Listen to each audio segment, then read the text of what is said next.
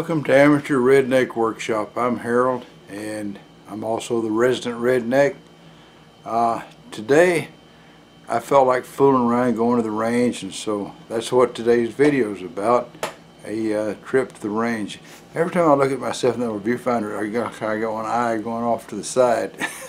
I really don't look like that, but anyway, so I've got this Savage Mark II that is a really accurate rifle, and I've been watching Day at the Range channel, and the Revolver guy's the one that puts that on, and he's got this 22 challenge where you go out and you try to get as small a group as you can at 50 yards.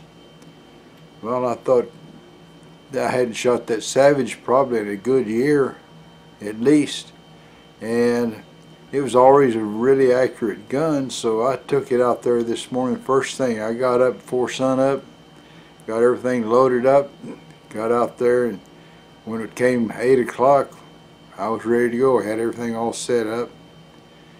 And I learned that I'm not a very good rifle shooter.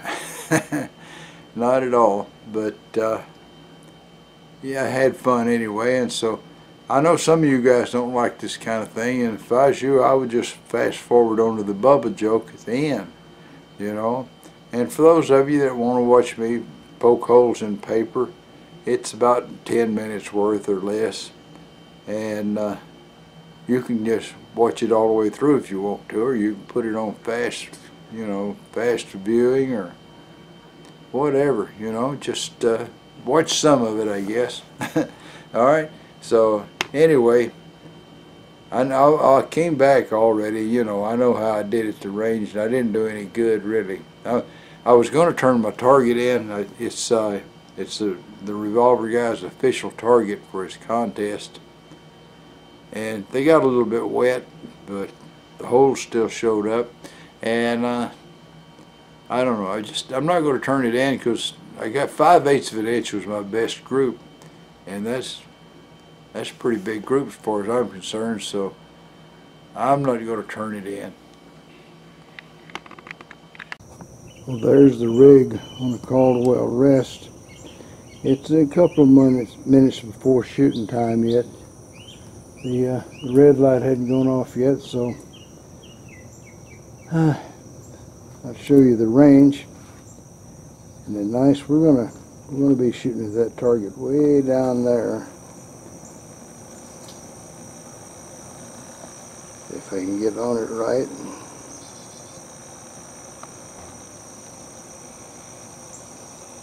And there we go. Alright, I got 803.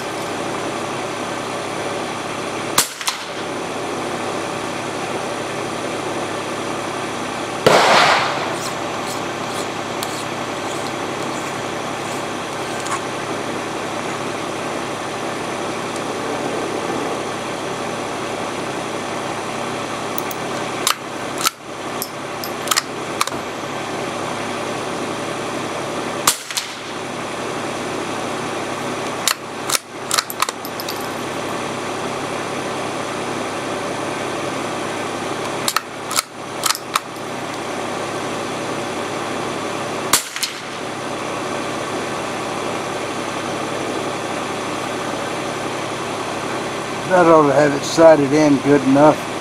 I'm going to go ahead and shoot the targets.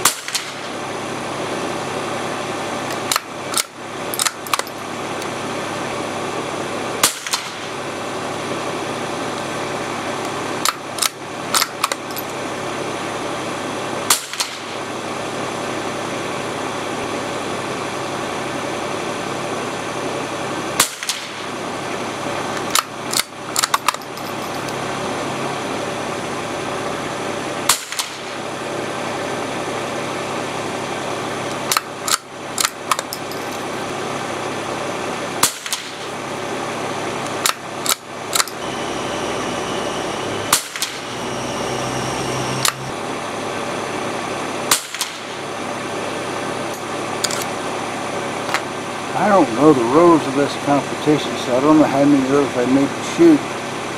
But time to reload here, and I'll turn the camera back on once I'm reloaded.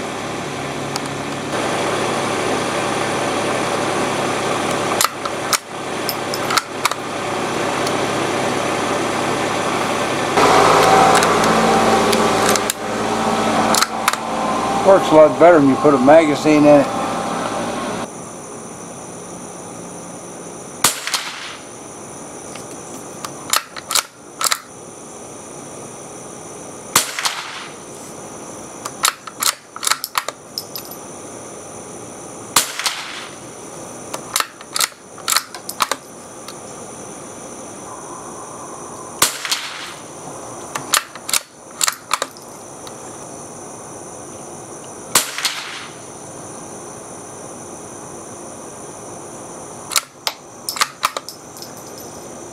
I think I let myself start aiming at the holes instead of the target, but we'll move down lower and try another one.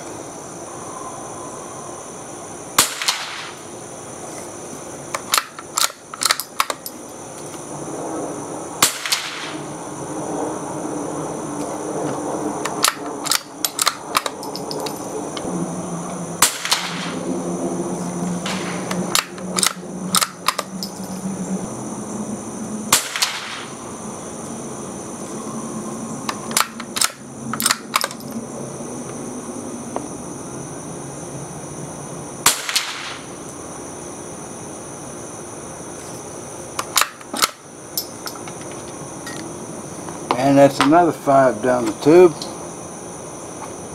I think I'm getting in a hurry and getting careless.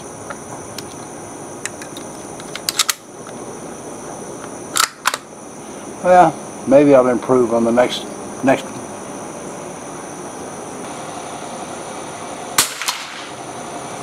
I pulled that one to the right, so that'll be a flyer.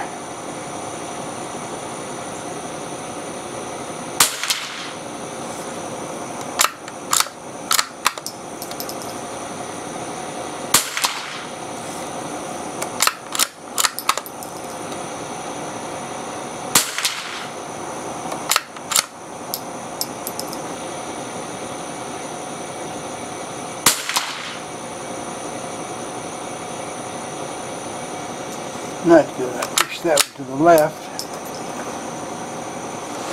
I think I'm my own worst enemy. Let me reload and we'll do the last one. Alright, let's get that last target.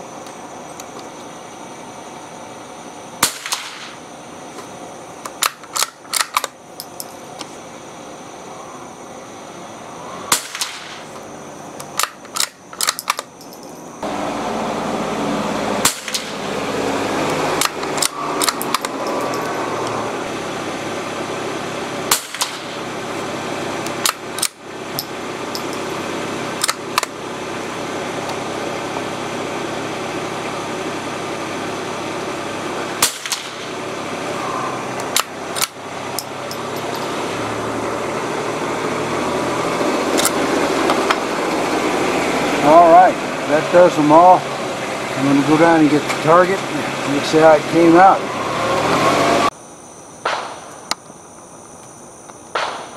I turned the scope up to maximum magnification, and I'm going to waste what's left of this box of 10X over here on this target.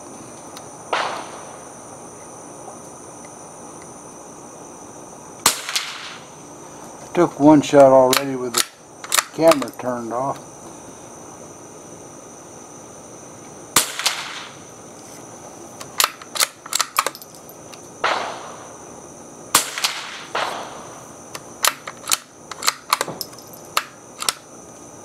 I guess that's 5 shots. Or no, this is the one I didn't have a one short. Let me get one more round out of this other box here. This is some German ammo, GOER, GEOR, something like that. Alright, try one round of the German ammo along with the Tenex. I only had 4 in that magazine because I got them all loaded up. No telling what'll happen here.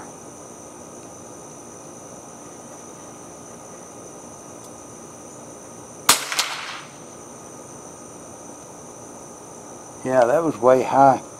I'm shooting, the 10X is 1,085 feet per second.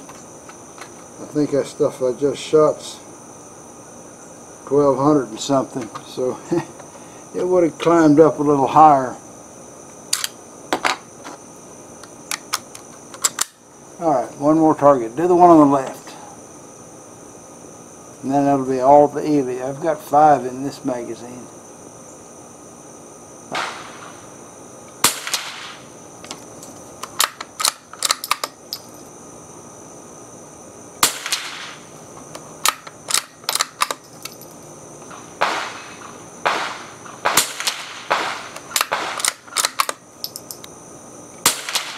Dang it. Push that one to the left.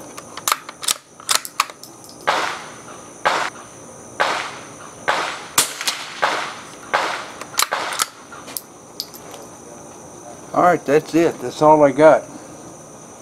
So, time to pick up my toys and go home.